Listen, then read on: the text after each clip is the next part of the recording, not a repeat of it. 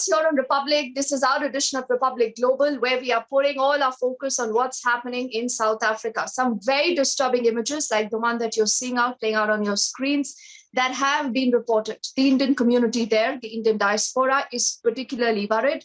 Republic, for the last few days, remember, has been tracking every detail of the story. In fact, New Delhi also closely watching and monitoring every development, and they are in touch with their counterparts in South Africa to ensure that there is no harm to the Indian diaspora community there.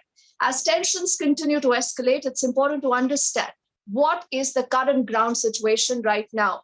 And what we'll also do now is we'll get in three guests live on this edition of a special broadcast here on our Global. And our idea, remember, is again and again to ensure their safety, because of which we are not revealing their names. Again, I reiterate, we are not taking their names, but we want to put forward their real condition, something that they want to say and share with the Indian government here through Republic. Let's welcome our three guests who are joining us on the broadcast from Durban, from Phoenix, and from the Effingham Heights in Durban again. And first, let's understand what's happening in Durban right now. In Durban, what is the situation? What is it that you would want to say, you would want to appeal to the Indian government, who is very closely monitoring the situation? Ma'am. Yes, thank you. The situation here in Durban is really dire. It's been such a traumatic week for us all. We've been left to our own devices here. We've been forced to safeguard our own families and our own properties. The community has rallied around. At this point, it's 7 days into the entire start of this entire horrifying episode. It's like a doomsday movie. We never thought we'd be in this situation. We have, burning of buildings, looting, stealing, attacks, shooting. Something that we never thought we'd experience in our beautiful South Africa. But it's been such a traumatic week. It's absolutely soul-crushing.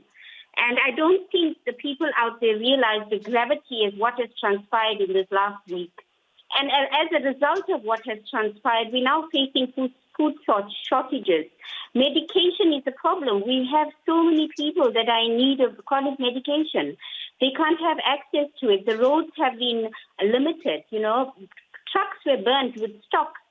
Stock stored in warehouse have been looted. So there's not enough for everybody. There's long queues of people waiting to get just basic necessities like bread and milk for the day. And, the most important thing is moms don't have baby formula and nappies for their little babies. So everybody's crying here. It's just a situation we never thought was possible in this day and age. We just thought, we're a country where we have educated, articulate people, but it's not the case. We were dealing with absolute lawlessness here. It's a question now, it's a fight here between the law-abiding citizens and the thieves and the looters.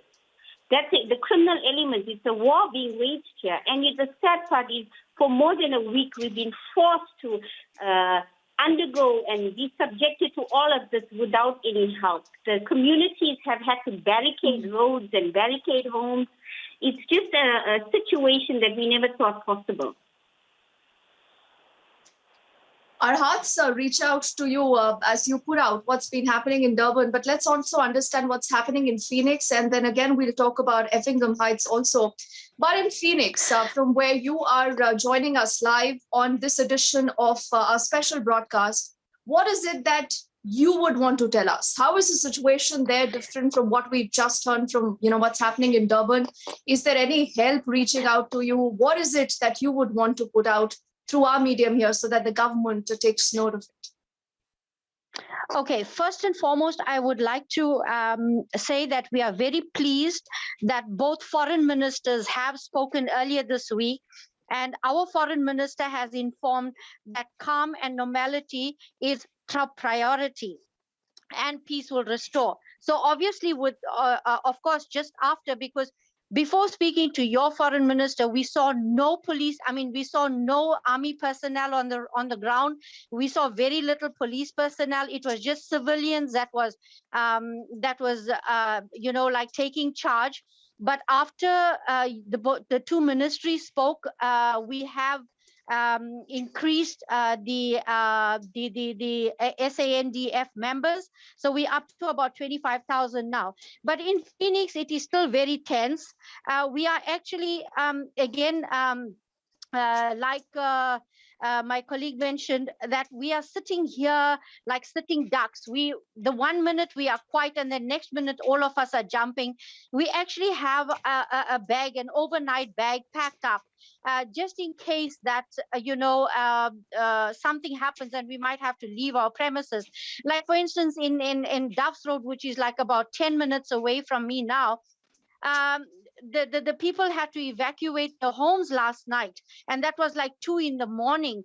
So we also are prepared. And again, like I say, just like my sister they mentioned, that it is you're sitting here, you don't know what's going to happen.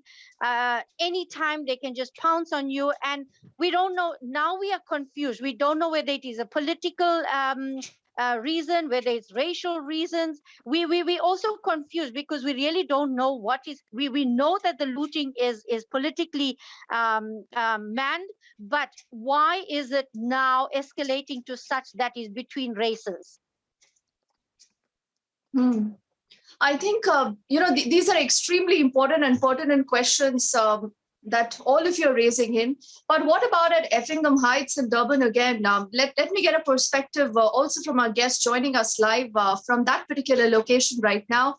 Now at Effingham Heights, I want to know that, has the situation gone any better? Do you see more men in uniform on the streets trying to take a better control of what is happening? Or you still believe that the entire cycle of mindless violence that we have seen for the last few days is continuing?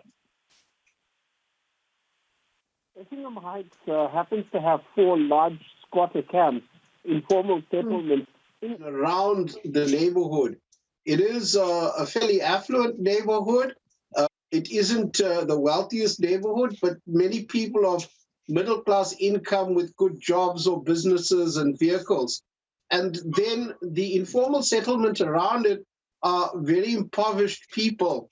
It also happens to be divided this way on a racial basis, as many of the residents are of Indian heritage, and then many in the informal settlements are Zulu or from the Black community. The cause of the problem may be a combination of socioeconomic issues. We've gone through great poverty during COVID. Many people have lost their jobs and businesses.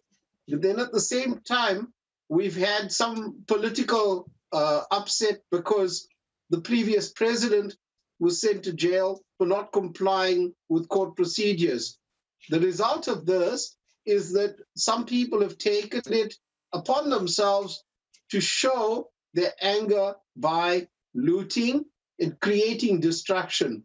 The previous president, Zuma, now sits in prison for 15 months, and there are a number of voices that are unhappy with this. There are some opposition parties that have even created more of a problem. The EFF, which is an extreme party in terms of voicing anger against minority groups like the Indians, have said that if the military comes to the rescue of the situation, the EFF will confirm that there will be more looting and more destruction. Now, a number of the concerns that the Indian community have had has been our safety, of course, for the safety of our persons and our property. We have stood at barricades. I'm a lawyer myself, and I've been standing at a barricade, a block point at one of the exits to our neighborhood.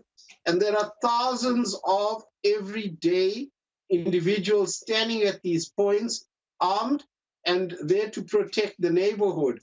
And the fear is real. we have seen several billion rands in dollar terms, several billion worth of dollars of destruction of business.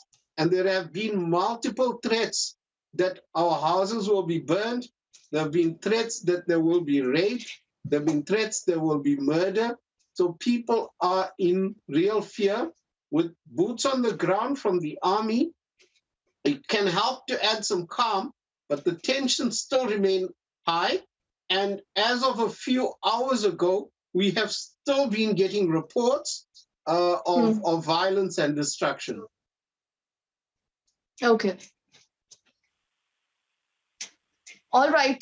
From Durban, Phoenix, and from Effington Heights, thank you, all of you, gentlemen and both ladies, for speaking to us here on Republic. We will put forward your side of the story, and we hope that there is help ASAP.